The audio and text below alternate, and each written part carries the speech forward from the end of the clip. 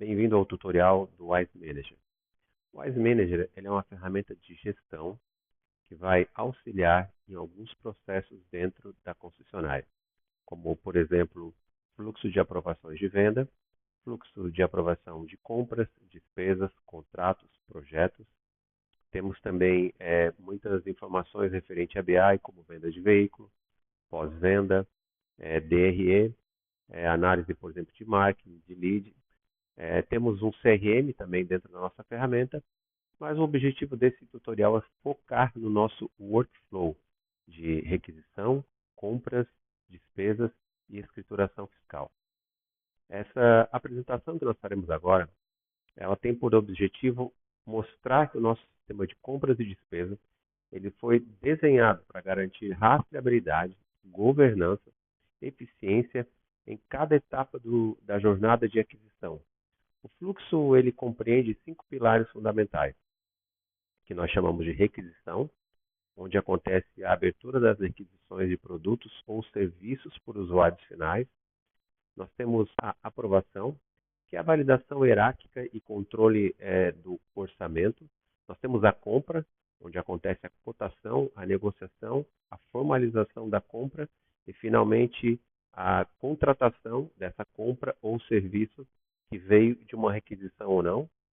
A gestão das evidências, porque nós estamos no meio do processo, no caminho do processo, anexando orçamentos, notas fiscais, boletos e outros documentos necessários. Então, nós temos a gestão de todas as evidências daquele processo. E nós temos a compliance fiscal, que nos permite fazer uma auditoria antes de que esse processo seja lançado dentro do DMS. As vantagens do uso de um sistema de workflow como o nosso, ele vai de ponta a ponta, com uma governança e também cuidando da integridade fiscal.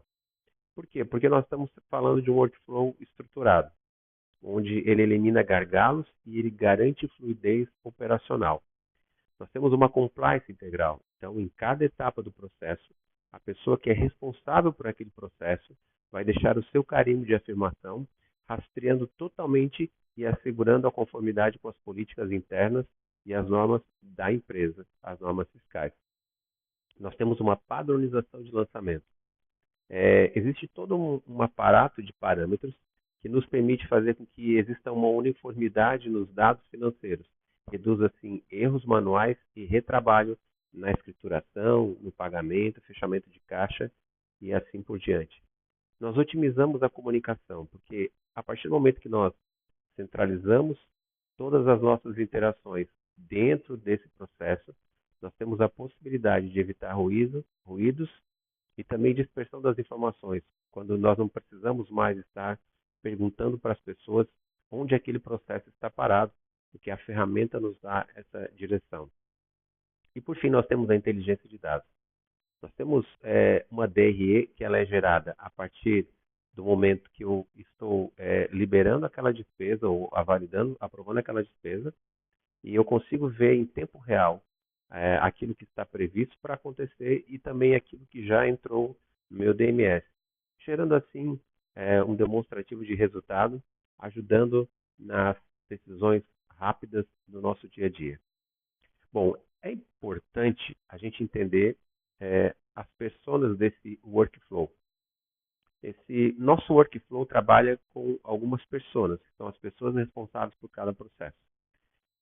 No processo mais complexo, ou o processo que vai desde a requisição até a escrituração dessa nota dentro do DMS, nós temos a figura do requisitor. Ele é responsável por uma abertura, por uma solicitação, onde ele especifica o produto ou o serviço que ele está necessitando de que seja executado ou adquirido. Nós temos a figura do aprovador, que é a instância de governança. Ele valida a viabilidade orçamentária e autoriza aquela contratação do serviço ou a compra daquele produto. Por fim, nós temos o comprador, e esse comprador ele vai fazer a gestão do sourcing, responsável pela cotação, pela negociação e pela escolha do melhor orçamento para atender aquela requisição feita. Na sequência, então, nós temos aquele que é o chamado auxiliar fiscal. Ele é o agente da gestão documental. Ele é encarregado de anexar e triar as notas fiscais que chegaram referente àquela compra, assim como um documento de cobrança, se ele existir. E nós temos finalmente o escriturador. Ele é aquele que audita o processo como um todo, ele faz o compliance dos dados, ele valida e pode fazer pequenas alterações e ajustes no processo ou devolver para as etapas anteriores. E esse escriturador, ele pode dar entrada manualmente no DMS ou ativar uma automação de RPA para que o faça no lugar dele. As telas que essas pessoas vão usar. O requisitor usa a tela de requisição, aquela tela que é responsável por fazer a requisição de produtos ou serviços. Nós temos o aprovador, que é aquele que vai olhar para essa requisição e vai aprovar esse processo para que seja dado continuidade ou não. Nós temos o comprador. Então, existem tipos de requisição que passam pelo comprador e alguns que não passam. Mais adiante eu vou explicar bem detalhadamente esse fato. Então, o comprador ele é responsável por fazer a contação, como nós já dissemos, e a tela que ele opera nós chamamos de solicitação de compra. Nós temos o auxiliar fiscal. Esse é aquele que vai pegar a nota fiscal, o documento de cobrança e anexar no processo que veio lá de compra. Essa tela que ele opera nós chamamos de solicitação de gastos. E por fim nós temos o escriturador. Então ele tem uma tela que nós chamamos de lançamento de notas, que é onde ele classifica, qualifica, ajusta se for necessário esse processo que chegou até ele, libera para um RPA ou então dá entrada manualmente no DMS. Eu vou explicar aqui como que funciona os nossos fluxos dentro da ferramenta. Os nossos fluxos eles têm a possibilidade de começar desde da mais tenra solicitação, que nós chamamos de requisição, assim como outras demandas que nós explicaremos no caminho. Então, o fluxo que vai ter uma requisição, da requisição ele vai passar pela aprovação. Então, assim que solicitado um produto ou um serviço, ele vai passar por um aprovador ou mais aprovadores, dependendo da alçada de aprovação. Isso nós vamos explicar detalhadamente quando eu mostrar as telas em funcionamento. Passando pela aprovação, ele pode ir para dois lugares. Ou ele vai para a solicitação de compras e cai na mão do comprador, ou ele vai para a solicitação de gastos e cai na mão daquele escriturador. Por que isso? Porque quando ele faz uma requisição e ele não sabe de quem ele vai comprar e ele não sabe o valor que ele vai pagar, essa requisição vai para o comprador, que fará essa cotação de serviço ou produto. Quando ele já sabe, já está especificado quem é o fornecedor e qual o valor que ele vai pagar, depois de aprovado ele vai para a solicitação de gasto, porque a única coisa que ele precisa fazer agora é anexar a nota fiscal para que o processo vá para a próxima etapa. Caso ele passe pela solicitação de compra, agora na solicitação de compra nós teremos uma peculiaridade. Se eu não tenho o valor na requisição, o valor será colocado na compra, porque eu farei um orçamento e ao receber esse orçamento eu saberei o valor que faz parte desse processo. Então nós vamos precisar aprovar novamente agora essa compra, por quê? Porque um dos quesitos que nós temos dentro da nossa ferramenta é que a alçada de aprovação ela é trabalhada por ponto de venda, centro de custo e valor. Então, como nós não temos um valor que passa pela compra que veio da requisição, nós precisamos chamar os aprovadores que vão dar a sequência nesse fluxo.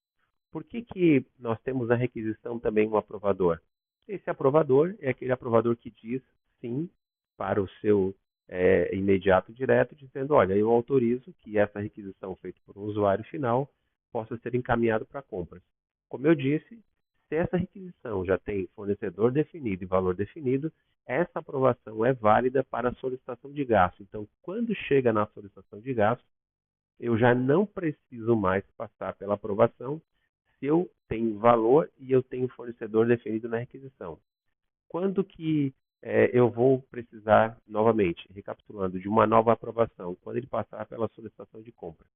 Da aprovação final da solicitação de compra, ele cai na tela de lançamento de nota para que o auditor fiscal libere para uma ferramenta RPA ou da entrada no DMS. Um outro workflow que nós temos é quando nós não utilizamos a requisição. Então, nós queremos fazer uma compra sem usar a requisição. Nós fazemos esse lançamento direto na tela de solicitação de compras. E aí o fluxo segue normalmente. Então, nós fazemos a solicitação de compra, nós passamos pela aprovação, nós chegamos à solicitação de gasto, onde a gente anexa nota fiscal e documento de cobrança, e vai parar na tela de lançamento de notas para o auditor fiscal dar o ok para a entrada no DMS. Um outro workflow que nós temos, nós chamamos de gastos. São aquelas notas que vêm na nossa mão e nós não fizemos uma cotação de compra, não tem requisição, ela chegou na nossa mão e nós queremos dar entrada no nosso fluxo. Então, nós abreviamos o processo e entramos direto na tela de solicitação de gastos. Nessa tela, nós colocamos todos os dados necessários, informamos para qual ponto ou pontos de venda nós vamos ratear essa despesa, quais centros de custos serão rateados essa despesa, informamos a nota fiscal, o documento de cobrança, o valor e ele vai para aprovação.